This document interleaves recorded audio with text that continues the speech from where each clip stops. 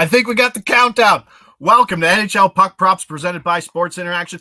David Bastel, the man, the myth, the legend. What's going on, Josh? Happy morning to you. Monday morning. Let's go. Lots on the schedule here. 4 games. I'm looking forward to it. My Leafs dominated. Your Jets came back. Favorites crushed. Every favorite covered. Overs. We had one under. One under. I bet that. Good. What were your takeaways? Yeah, I lost.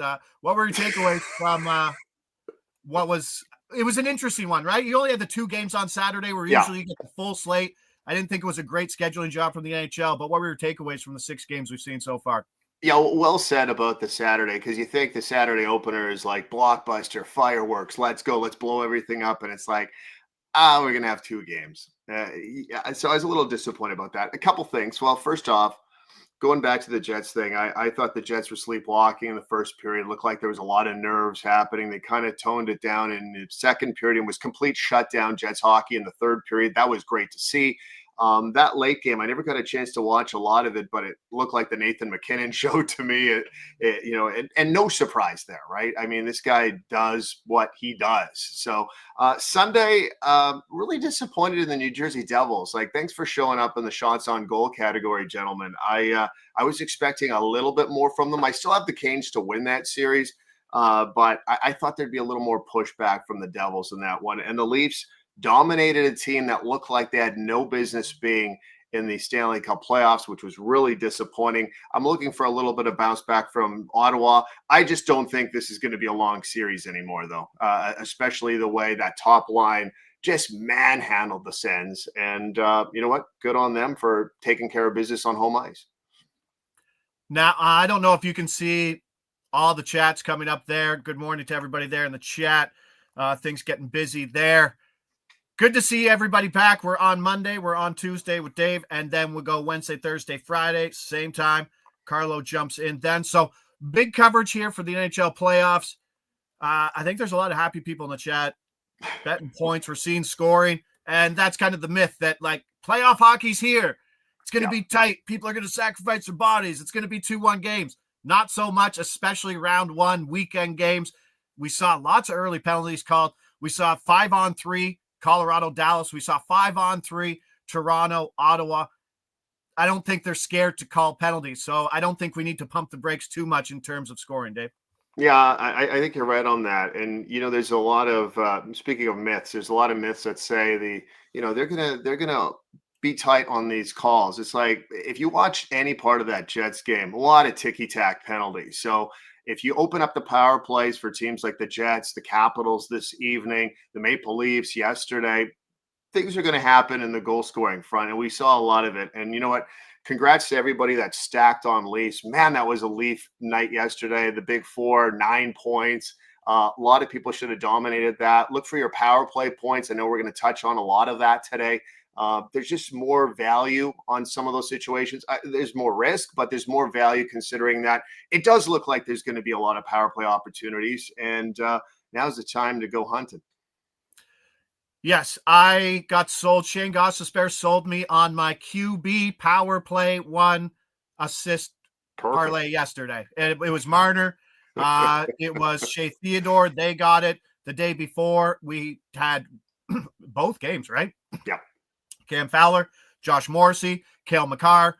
There was an absolute ton of scoring from the back end, and I think you're going to see it. And that's kind of what you see in the playoffs, right? Low to high, get it on net. It's a different strategy. And, I mean, we do see the puck possession heavily always in Carolina's favor, and they're actually just really good at kind of getting crappy, low-quality shots on net. But that's what they do in the playoffs now. So they kind of good at that, and you saw it in the puck possession. That shot on goal differential was absolutely insane in the early game yesterday, and that's where that game deserves to be, on the weekend at 3 o'clock. Yeah, on Easter dinner. It's like, okay, I'll kind of concentrate on that, but I'm more interested in what's going on my plate. Yeah, I agree with you, 100%. And in Carolina fashion, just ugly goals from ugly players. Chatfield. Like, you're always. Hey, you scored large on that one. You're not disappointed about that. Come on. No, I didn't touch anything with him. You can't even bet on that guy. I mean, the guys don't even have betting markets. You know how good they are. But yeah, leave your questions there in the chat. We'll get to them first. We'll get to games. We'll go game by game. Dave's got plays. I got plays. Let's get rolling. Montreal, Washington. Montreal plus 160. Washington minus 200 on the money line. Total sitting at 6. We're starting to see the totals creep up. That's leaning slightly to the under. I'm going to get Dave's plays out here first. A little different. Yep. Okay. Caulfield, anytime goal, plus 220. Wilson, anytime goal, plus 240. 2+ goals from Wilson, plus 2,000. Power play point, plus 320. And he's on the Patrick Laine over 1.5 shots on goal, minus 140. Yeah. And we'll try to get everything down there on the bottom. I'm on the over 6.5. Are we expecting a higher scoring game? Because I don't think, even if Montreal's playing with the lead, I don't think they can just shut down teams. We saw it with Chicago down the stretch. Washington, just poor goaltending. Logan Thompson could be back, but we don't know the health and how well he is. They've been playing over hockey. Two-way scoring today, Dave, or what? I think so. And I'd be comfortable with going over that number. I think by game time, we may see a 6.5 out there as well. Don't be surprised with that. Go into some of the picks here. So Cole Caulfield, this guy's been a machine against Washington this year, 3 goals in 3 games, 37 during the regular season. It is what it is. 220 isn't bad value, but it's not the first thing I look at. But a Caulfield goal, yes. The big one I'm interested in is Tom Wilson. Just looking at some of his stats, Josh, just career high 33 goals this season, plays first line power play minutes, net pressure in front. You talked about the stingy power plays, how you have that body in front of the net and a lot of garbage time. That's what I'm expecting out of Tom Wilson. This guy's been very good. 6 2-goal games this season. That's why I'm just licking my chops at the plus 2,000. I know I'm aiming a little high there, but if anybody's going to do this in this sort of sense, you're always looking at your Ovechkins and stuff like that, but the value is on Tom Wilson at plus 2,000. As I mentioned, power play minutes, and this is the type of player you want in the postseason. Your Tom Wilsons are the ones that will come out to play. Same category as the Tkachuk brothers and guys of that ilk. So I'm hard on the Tom Wilson anytime goal. 2 goals is going to be my reach, but I'm willing to take that at plus 2,000 value. Playing on the McMichael, Pierre-Luc Dubois line, a 5-on-5 as well, which could be a dangerous playoff line outside. Yes, the Strome-Ovi line's going to get the offensive opportunities, but that McMichael PLD line could be pretty boss at 5-on-5. 100 playoff games in him. It's not a big thing. He's got a cup. He knows what to do. He's in my mind, he was the original Tkachuk. He was the original dangerous guy that you didn't want to face. Toronto series, you absolutely hate the guy. And he's not I hate the guy. He's Sam Bennett. I hate the guy, but he's a giant and he can still kill you. He's a man's man, Tom Wilson. And I certainly wouldn't be afraid to back him for points, goals. You got him on the power play stuff. I like it. If you're looking at this, but this series really isn't like Ottawa, Toronto, because Montreal has a lot of playoff experience. Gallagher, 71 games, Savard, 57, Armia, Anderson, Suzuki, Newhook, Laine, Caulfield, Matheson, Carrier, Jake Evans all have playoff experience, especially with that Stanley Cup run final what was that? That was the COVID year, I believe. Yeah, there's a COVID champion. Yeah, the Canadian division champion Canadiens. That's what that was. I stopped watching after the Leafs were eliminated. That's why I wasn't too sure. Maurice Walker in the chat saying Washington -1 on the side. Tough one. I could see. Yeah. I don't know. I might be able to look for a Washington money line if Montreal scores first. But this would be the game where team that scores first doesn't win. I wouldn't be surprised, something like that. But two-way scoring, maybe both teams to score 3. I think we can see that. Let's get to your Jets. Yes, sir. I was driving the St. Louis bandwagon. Slightly disappointed. I was already spending my plus 160 money line ticket, Dave. And then I know you were. Wheels fell off. -200 Winnipeg. St. Louis plus 160 again. Total 5.5 plus money to the over. Get out of here with that. And you're just stacking the big boys here. Scheifele anytime goal plus 160. Scheifele power play point, same price. Connor anytime goal plus 130. Connor power play point better than Scheifele's plus 170. He plays on that wing next to Morrissey. Absolutely love that plus 170 price. What did you see out of this game? I don't know. The beginning of the game, it was just kind of back and forth. The sway was obviously with the early power plays and the goals. it didn't look like a one-sided game. I think St. Louis was kind of lucky to be leading into the third period. They didn't play like a great clean game, but more scoring. Are we trusting Hellebuck? Are we trusting Binnington? And will we see more power plays? The reason I'm trusting Connor Hellebuck is he looked like regular season Hellebuck in the last 30 minutes of the game. You saw the Jordan Kyrou breakaway that could have been a backbreaker for this team. And we've seen it in the past where it's like they're fighting back. And then, you just let that in. And it's not really a fault to let in a breakaway, but you're going to need big saves at those times. And they got it. The one thing I want to talk about here is, okay, I love the stacking on Scheifele and Connor. It's not really a big mystery why I'd like that. But the one I want to zero in on is Alex Iafallo. This guy's been very good since the injury to Gabriel Velarde, playing some total minutes that was tops on the team. 27 shifts in game number 1, was the top forward on either team. There was a couple forwards that were like that. He's playing minutes on the power play right beside Josh Morrissey. They'll put him on the point, and he sees a lot of the ice. Maybe one of the smarter players too. That's why I really like the power play point from Iafallo at plus 400. I think it's tremendous value. He's going to get his opportunities. He's on every single one of these power plays too. The Blues were a little sloppy in that second half as well. I expect them to clean things up a bit, but Iafallo is my big play, just because of the value as well, Josh, at plus 400. Just power play. I don't need to tell you this. The best in the NHL right now. And you know what? The Blues look pretty good power play-wise as well. PK for the Blues, 27th during the regular season. I think the Jets could take advantage of it if the Blues head to the penalty box. Best power play in hockey, even better at home. Yep. There you go. Let's roll. I'm on the over. I like both sides. Robert Thomas, maybe the most underrated player in hockey. What a shot, eh? What a shot. Tremendous. I think the Connor shot was even better. That one-timer on the off wing to get the lead. That thing's got things. And that should have been his second goal, by the way, because Jordan Binnington made a big save on, I think it was a left pad, same side, but just wasn't high enough. But yeah, it's been that good. Iafallo is very engaged in this series. You watch him. He's grimy too, right? Like, I think he was beaten up on Jake Neighbors quite a bit, and he was ragdolled a bunch when that game got sloppy at the end. And then I was sitting there with my son. He's like, why is this game still going? Icing 2 seconds, more scrums, more melee. It was a long finish, but Iafallo is absolutely in the mix.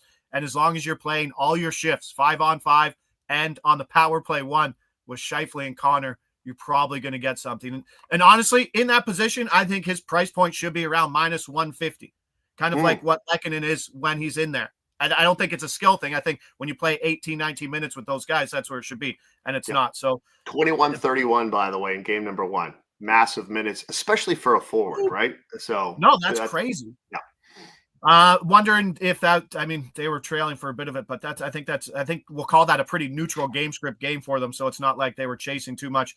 What you doing here on Monday in the NHL Hall? Welcome to the chat. Nick Perez says St. Louis played not to lose in the third.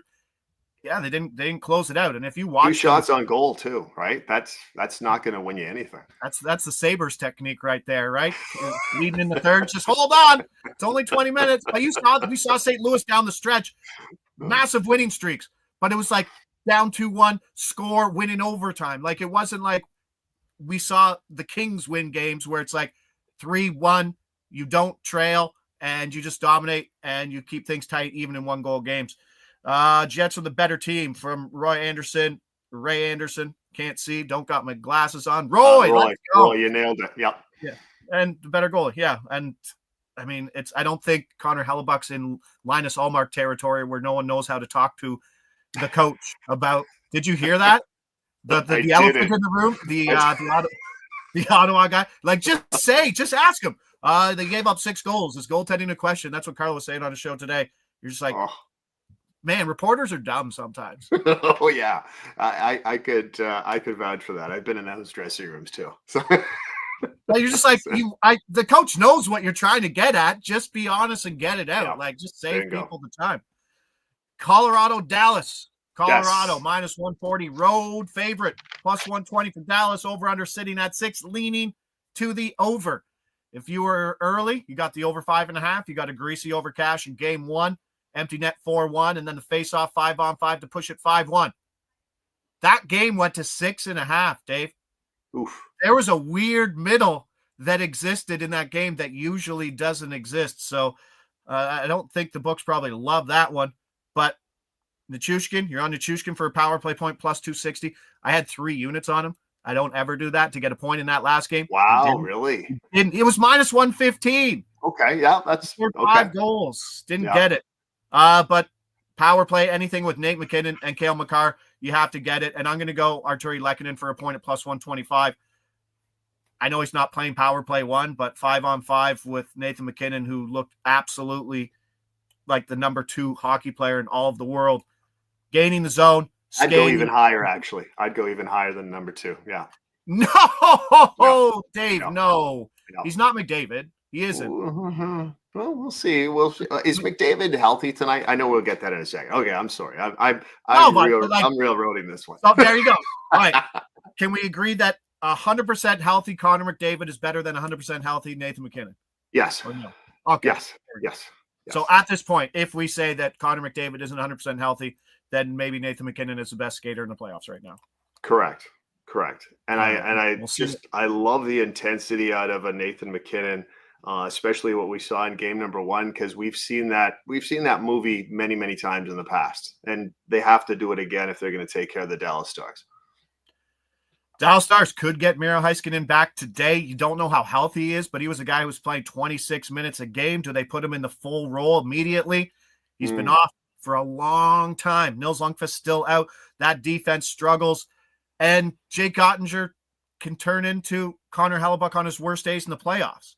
Top line, Lehkonen, McKinnon, Marty Necas dominated, 88% expected goal percentage. So that's pretty impressive on the road when they get the more difficult defensive matchup from Dallas. Yep. So they go home with last change. That line's really going to take off. Are we getting goals here? Is this a Peter DeBoer debacle again, where you got your trades, you got everybody, you can have all the depth you want up forward? I think the Jason Robertson injury is meant because you have so much talent. At the end of the day, if you can't protect your own end and get 900 save percentage from your goalie, you're not going to beat Colorado.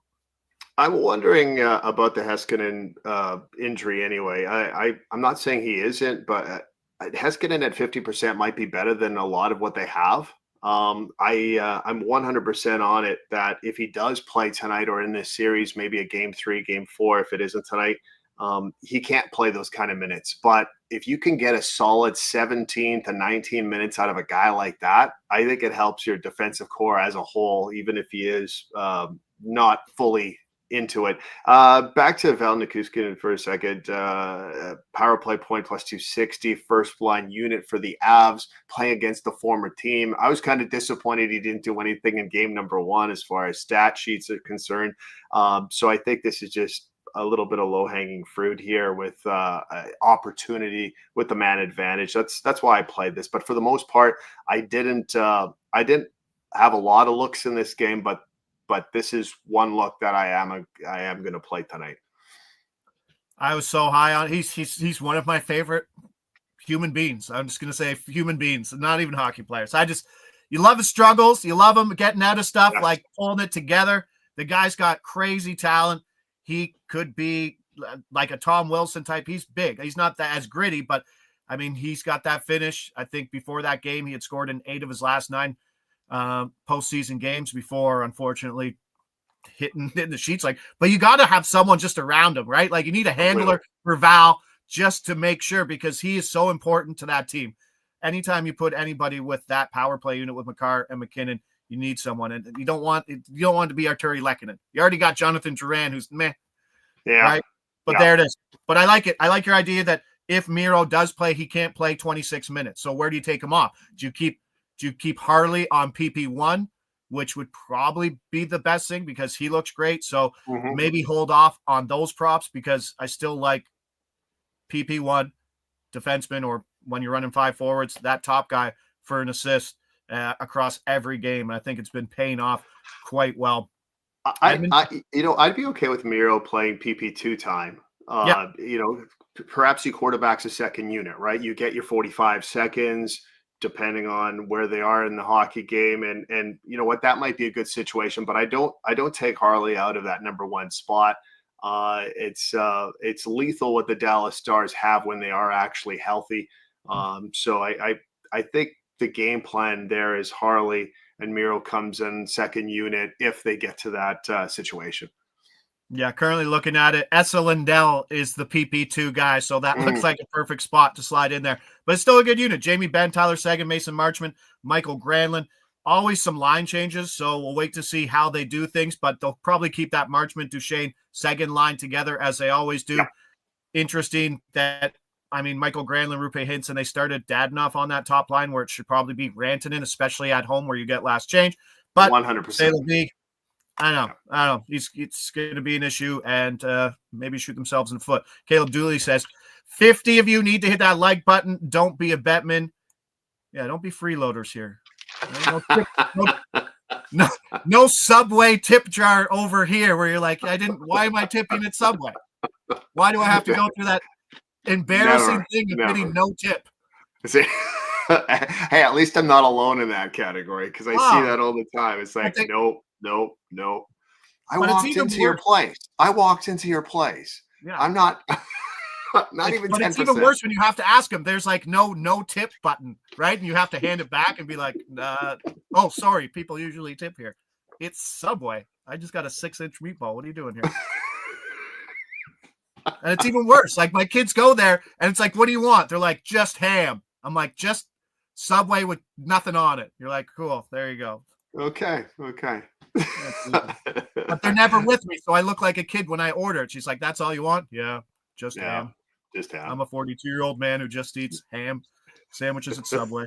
No, you got to introduce them to some spinach or a couple onions. Spinach? You think we're going from nothing to spinach, Dave? Salad. No, yeah. We'll start with spices and work our way up. Edmonton and Kings. Let's go. Yes, LA, let's go. Your favorite. -125. Over-under sitting at 5.5. Leaning to the under. Dave, you're on Quinton Byfield anytime. Goal +310. He's playing on that Fiala Laferriere line. And you got his line mate, Fiala, for a goal +210 as well. I'm on the Kings 3-way money line. What are we thinking? If Edmonton comes out here and wins 6-2, that would be a lot more surprising than if the Kings came out and won 6-2. Correct. 100% agree. I don't see Edmonton winning this game. And all cards on the table, I have the Kings to win this series as well. I think the Oilers' dominance over the Kings in the postseason stops this season. Reason I like Byfield, 23 goals this season. He's kind of come into his own. I'm expecting 30 next season. That's another time. 3 goals in 4 games against the Oilers. Big horse in the middle. I've stacked Fiala 5 goals in his last 5 regular season games, 35 goals, who was tied for the team high this year with the Kings. I'm expecting, especially that top 6 of the Kings to really, muster. It's one of those things where the 2 top lines with the Los Angeles Kings look like they could be intertwined anyway. You're looking at 2 number 1 lines, in my opinion. But 310 value on Byfield is definitely a massive play just because I thought this would be around 285, somewhere in that range, 290, maybe a little bit less. But that's what I'm stacking tonight with the Los Angeles Kings. Late start in Los Angeles. Yeah, I'll see the score when I go pee at 3:00 in the morning, like an old man. That's what I might see the first period, but that's it. It is exciting when you wake up in the middle of the night. You're like, crap, I woke up, but I get to check the scores. That was the case for Vegas last night. This is true. What a couple it's grand kind on of odd that we live similar lives there, Josh. Just a red, I always tell everybody, oh, these are the plays, but I obviously have my own plays that I degen out. Obviously, yeah. But I went to bed. Dorofeev. I needed a Dorofeev point. I had Hurdle and Dorofeev together. Yeah. I had Willie and Tavares for a point together, and then Hall and Svechnikov together. Okay. $45 bet. Paid out $2,000. Nice. Yeah. For 3 lines. And that was my trip to the bathroom last night. There's you know what, a trip well worth it too, especially you see a W beside there, right? So yeah. Is Yahtzee calling me out for a 6-inch meatball? Is he? Are we getting back there? We'll get to the meatball in a second. But Nick Perez says Fogle revenge game. Yes, that is a great point. And Dave was talking. Dave was talking about the lines. I mean, the Kuzmenko, Kopitar, Kempe line is legit, and that's the top one line, and that is PP1 correlated. Fiala, Byfield, Laferriere, it's Fiala and Byfield who correlate. Oh, no. Fiala's on PP1, and then Byfield and Laferriere are on PP2, I believe. No. I thought Byfield, sorry, Byfield, you're right. Byfield's on power play 1 because they're going 5 forwards again. Kopitar, Kuzmenko, Kempe, Fiala, Byfield. So the Fiala Byfield stack is probably the one that has the most value. And then everybody knows in the chat, it's the Foegele, Danault, Moore line that could propel this team very far in the playoffs. And if you know, that team has absolutely padded a lot of pockets when you bet on those guys all to get at a point. I'm on the Kings money line. Stuart Skinner, don't like him. Nope. I don't know how healthy everybody is. It sounds like they could be rushing guys back. And it's a team that McDavid and Draisaitl have to absolutely carry on their back because Connor Brown's on the first line. Puck Kolzig's on the second line with Arvidsson. Like it's a bad roster. Yeah. And if it's a bad roster being held together by 2 guys who are beat up, I don't know. I know, yes, the Kings have won the series 3 years in a row. I get it. And the narrative's like, Edmonton just wants to get to the playoffs. Edmonton is not Florida. They don't have that advantage of being like, oh, we'll just wait for our big boys so we can lay a thump into everybody. No, Edmonton might have to score their way out of it because Ekholm's out too. Someone asked, where's Ekholm? He's out. That's massive. Series, out for the series. Yeah. Yeah. And by the way, this is also an Oilers team that isn't blessed defensively. So to miss an Ekholm in this entire series, it may be more depending on how far they actually do go. That's massive. This guy was a horse last year during the run right to the Cup Finals. And to have that go down at the same, literally like, what was it, 48 hours left in the regular season, this guy's out. Massive hit for the Edmonton Oilers. Might be the biggest injury. I'm going to say the biggest injury in that series, of course, but might be one of the biggest injuries throughout the postseason right now with how it happened, when it happened, and how it affects the team.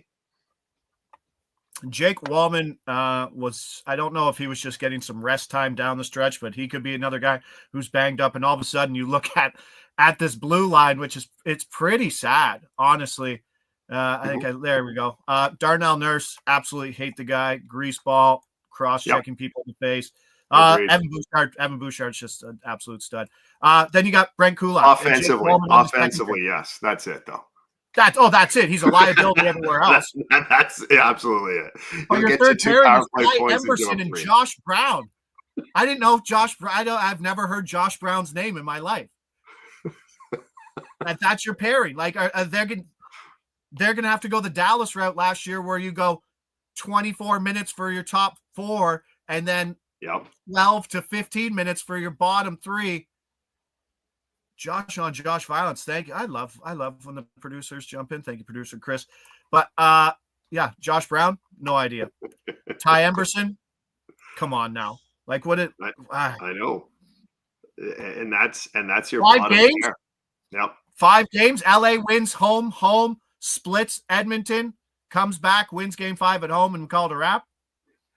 I'll go 6. Yeah, oh shoot. It might be. now that I haven't broken down a number, but yeah, I could see that scenario. But man, the thing is, you talk about Stuart Skinner. I don't trust option 2, and I think we'll see option 2 in this series as well. I mean, if where have we heard this before out of the Edmonton Oilers? But go shop for a goaltender. I mean, you pretty much have everything else you need. You need a little more depth, of course. You need health, but goaltending, man, and I think it's really going to affect them. There's going to be some goals in this series, and we're going to see a couple of different goaltenders in that Oilers net as well. As I'm Google searching Jack Campbell contract. Well, he left. He left. He got cut by the Red Wings this year. So I don't know what the Red Wings this year. Yeah, he was in Red Wings camp. Yeah. Oh my God. Yeah. Oh, cap it, $775. Okay, but yeah, we tried to get him for a men's league rec team, but he got caught. So Greasy. That's shade. That's some late shade from David Bassel. I appreciate that. But yeah, if I could get a market that said pre-game, how many goalies will start for Edmonton into the series over 1.5, and if I could get that at anything at minus 135-ish or better in a buy price, I would probably take it because that's an easy bet. Yeah, I think so. I think there's a few in the series where you're going to see it where it's not like we want to go to Calvin Pickard, but we just have to send a message and be like, we're down 3-1 in the series or 3-0 in the series. Here you go. Yeah, inject life in the back end. You're bang on. So, all right, there in the chat, the pumpers in the chat. Appreciate you guys. Let us know anything else there. Hit the comments, hit the like, hit the subscribe. Back tomorrow for more action. I mean, it's busy now, but then we'll be talking about third line pairings on defense when there's only 2 games on a Monday. So I'm good with that, brother. I know. It's fun, but it's still easier than going through the entire schedule like on a Monday where it's like, we got 26 teams in action. Let me know your thoughts on all of them in 15 minutes. No, that's okay. But by the way, I'm loving the Subway chat. I'm a turkey guy on herbs and cheese bread. So there you go. Not toasted and cheese. Yes. What's your toppings, bro? I go spinach, tons of onions, depending on who I'm going to see in the afternoon. Are you that asshole where you're like, more onions? No, more onions. You know what? There's some Subways. Like, here's 2 onions. You're like, no. What kind of bullshit is that? Who has 2 onions on a sandwich, pal? I mean, honestly, I am that. I know. I see it.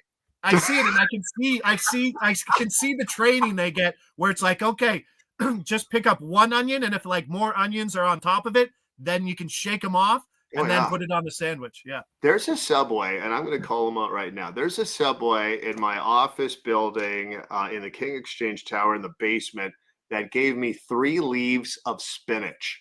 And I'm like, it doesn't. I still see 3/4 of the bread. How 3 leaves of spinach? It's like, wow, you guys are terrible. I want more. And then the guy beside me starts laughing. I'm like, you would eat that? I mean, I'm not there to have a bread sandwich. I mean, put some stuff on it. And then he put a little bit more. And I said, you know what? Put some lettuce on it too. I usually don't do that, but I need a little bit of green on there too. Tomatoes for sure, pickles for sure. Love the mayo sauce. The mayo spread is the garlic mayo spread is fantastic, and of course sub sauce. Just a little bit though, because I don't want the bread to be drowned in it. So salt and pepper. You sound like the worst patron ever. Not too much sub sauce. I'm probably top 5. Garlic aioli. That's it. Yes, it is. Garlic aioli is definitely elite. That was my substitute for the mayo. It just gives it a nice taste, but don't overdo your spreads. Like you want to taste everything that's in there. But yeah, it's turkey for me all the way. And then don't forget to tip at the end. Yeah, see that? That's comedy right there. Always comes back. Mm-hmm. You got to have proper foundation for your sub. No, thank you. I'm a meatball guy. I don't mind the meatball. I don't know what it is I'm eating. I don't mind. It's I know a secret meatball. It's a very secret meatball, but it might be a twice a month secret meatball. So we'll take it at that. And I don't know. I don't know how people can eat 12 inches of sub. I'm a chub. But 12 inches is an absolute gauntlet of a meal. You know what? I could talk about Subway for a while, but you know what? And bring back the daily deals too. Remember how Tuesday used to be turkey, Wednesday used to be like tuna, Thursday used to be like Italian. It's like they don't have that anymore, right? And it's like I kind of miss that. So if you're listening out there, Subway, bring it back, please. Bring it back. Man. You don't get that. Here's your 6-inch sub. That will be $13.99. Thank you very much. Outrageous, eh? Outrageous too. I know. So we're getting into prices. Like, don't even talk to me about taking your kids to McDonald's because it will cost you. You can never have too many onions. Yahtzee, you're on. Yeah, boom. I'll be every time. Let's go. All right, plays are down there. I'll post them soon. Monday in the books. NHL Puck Props presented by Sports Interaction. Josh Ingles, David Bassel. Back tomorrow at 10 a.m. Appreciate everybody there in the chat. See you later.